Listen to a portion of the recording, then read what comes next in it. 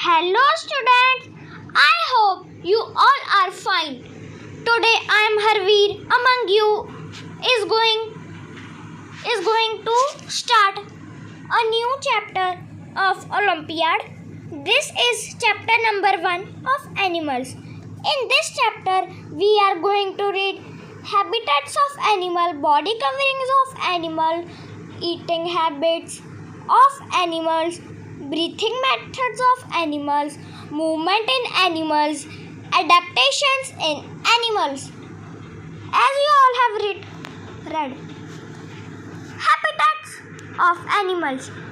The world of animals is amazing. They are found almost everywhere. Example, on land, in air, on trees and in the water. The place where an animal lives, grows and reproduces is called its habitat. Animals have different adapted features which help them to survive in their habitats. On the basis of habitat, animals are broadly classified as terrestrial, on land, example camel and elephant, arboreal, on trees, example monkeys and koala, aquatic, in water, example fish, aerial, in air, example eagle and bat. Amphibians, both on land and in water, example frogs. Let us read terrestrial animals. Animals living on land are called terrestrial animals. अब देखिए, जो animals land पर रहते हैं हम उन्हें terrestrial animals कहते हैं. जो ज़मीन होती है, ज़मीन इंक्लूड्स करती ज़मीन में होते हैं जैसे कि forest, deserts, polar region, mountain etcetera. Forest is a vast area that is densely covered by trees and other plants. Forest एक ऐसी बड़ी सी जगह है जहाँ पर ट्रीज और अदर प्लांट्स अपना डेंसली कवर्ड होते हैं, मतलब कि पूरे वहाँ पे फैले होते हैं ट्रीज और ये other plants. Forest provide shelter to animals. जो ये फॉरेस्ट होते हैं ये घर होते हैं एनिमल्स जैसे कि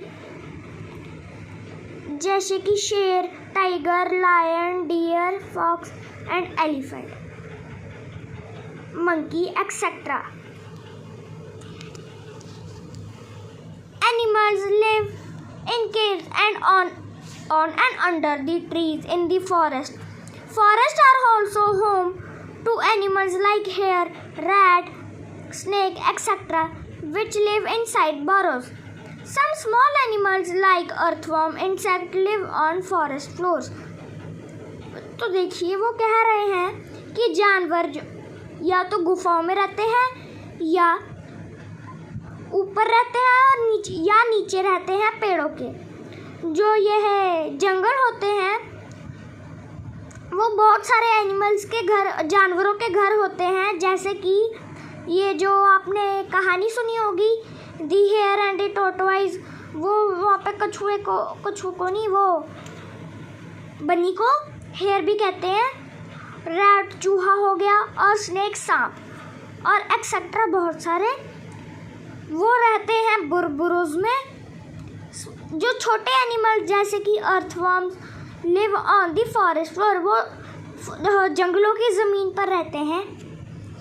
अब हम पढ़ेंगे इसके बारे में. Deserts. Deserts are the sandy and dry areas that receive very little rainfall. They are usually hot during the daytime and cold at night. Animals like camel, rattlesnake, etc. are found here. देखिए जो desert होता है वो बहुत Sandy होता है, मतलब मिट्टीदार और सूखा एरिया होता है जहाँ पर बिल्कुल कम रेनफॉल और बारिश पड़ती है. वहाँ पर मतलब कि देखिए जो वो होता है डेजर्ट्स वो बहुत गर्म होते हैं ड्यूरिंग द डे टाइम में बहुत गर्म होते हैं और बहुत ठंडे होते हैं वो रात को. जो जानवर जैसे कि कैमल ये है, आप पिक्चर में देख पा रहे हैं, ये कैमल है। और ये जो सांप जैसा दिख रहा है ना, ये रेटल स्नेक है। और भी कई सारे वहाँ पर मिलते हैं हमें। और let's move to next topic. Mountainous regions, जो पहाड़ी इलाके होते हैं वो कोल्ड और होते हैं, वो बर्फीले होते हैं बहुत ज़्यादा।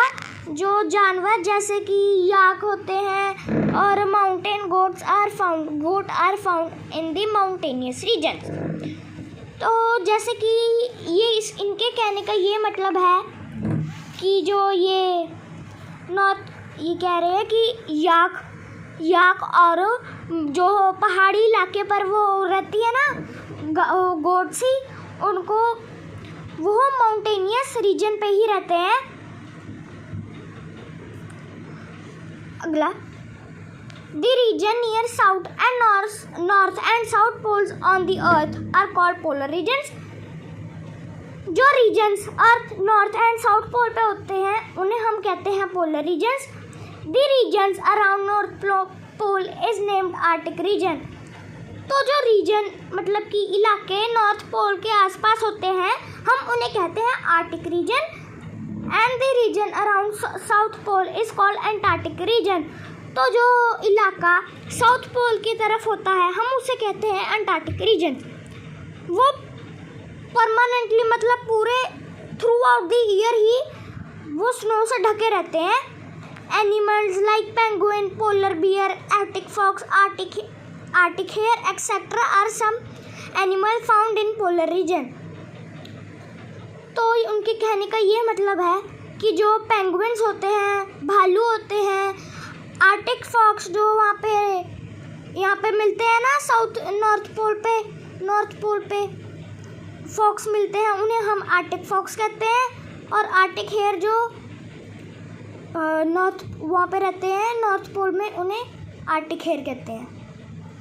और भी कई सारे यहाँ पर मिलते हैं। Turn the page, let's turn the page. अब आ गया हमारा, यहाँ पर आ जाइए हम। ये देखिए इनके शक्ल, ये कुछ ऐसे दिखते हैं। ये पोलर बियर है और ये पेंगुइन है। सो अब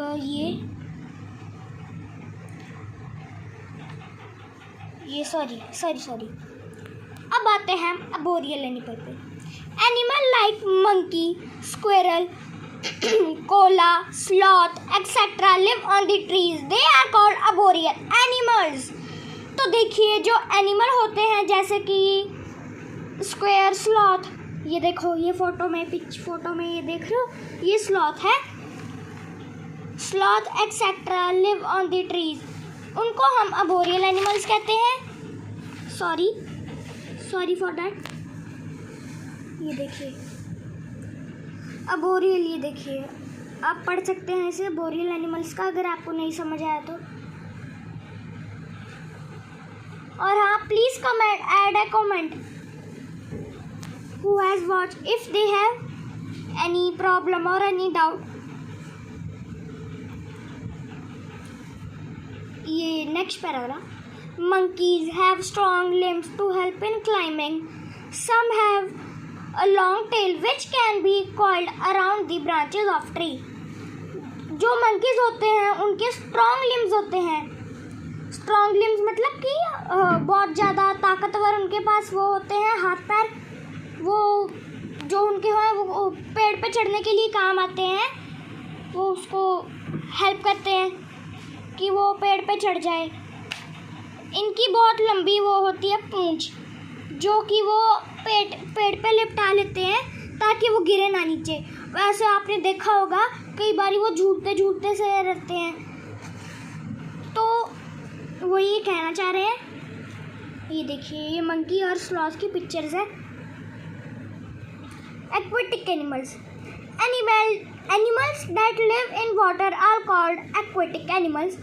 Aquatic habitats can either be water fresh habitat or salty water habitat. what fresh water is naturally occurring water on the earth surface. जो ये fresh water है ये occurring water on the earth surface है. इसमें minimal quantities of dissolve salt, इसमें बहुत कम मात्रा में वो नमक घुला होता है. इसके कुछ एग्जाम्पल ये रहे: ponds, lakes, river, stream etcetera. जानवर जैसे कि animals living in the fresh water include variety of fish like हिजला, rohu, guppy, birds like duck and swan, some insects like dragonfly etc.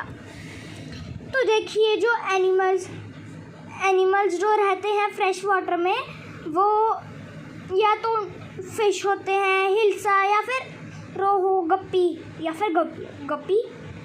Birds जैसे परिंदे जैसे कि डक, स्वैन. कुछ इंसेक्ट जैसे कि dragon fly etcetera. The body of fish is covered with a thin layer of flexible overlapping scales. Fish have fins which help in swimming. Fish breathe through gills. वो अपने gills के साथ breathe करते हैं. Gills आपने पढ़ा होगा अपने स्कूल में, या फिर जो जिससे वो सांस लेते हैं वो अपने गिल से ही सांस लेते हैं. उसमें वो पहले तो अपना जो गंदा वो पानी होता है उसमें से ऑक्सीजन लेके वो पानी बाहर निकाल देते हैं. Salty water habitats include ocean and seas. A ocean is a vast and continuous body on saline salty water. Salty मतलब कि सॉल्टी होता है वो वाटर. इट इज जो एक्वेटिक एनिमल है ये लार्जेस्ट हैबिटेट है अर्थ में. जो बहुत बड़ी वैरायटी जैसे कि जब बहुत बड़ी मतलब कि बहुत तरह के जानवर यहाँ पे मिलते हैं, वो उनमें से कुछ है dolphins, seals, sea horse and octopus. ये कुछ उसके एग्जाम्पल्स हैं. These animals are well adapted to live in salty water. ये ना मतलब कि इनका हैबिटेट ही ऐसा होता है कि उसमें रह सकते हैं खारे पानी में. तो स्टूडेंट्स आज की वीडियो के लिए बस इतना ही. And please like, share and subscribe my video. If you like my channel please also like. We'll meet you on the next video. Thank you and have a wonderful day.